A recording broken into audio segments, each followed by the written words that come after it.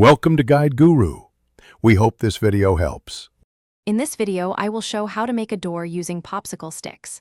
Start by sorting sticks, measuring the opening and cutting pieces to size for a snug frame. Glue 3 cross slats for strength and clamp until set-so joints cure straight. Add a tiny bead knob and a hinge of floral wire. Sand edges smooth, then paint or stain for a realistic finish before installing.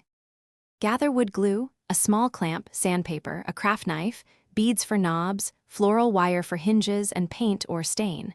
Measure and mark a 3.5-inch door opening on your model surface, then cut sticks to fit. Use a square or right angle to keep corners true. Dry fit before gluing and work on a protected surface with a damp cloth nearby for quick cleanup. Allow glue to cure fully for best strength. Lay 2 sticks parallel for the door frame base, then sandwich with perpendicular sticks for top and bottom. Apply an even thin bead of glue and press joints firmly. Create diagonal bracing inside the frame for extra rigidity, then clamp and let cure. Trim excess glue and sand joints smooth. Test the fit in the opening and adjust with light sanding.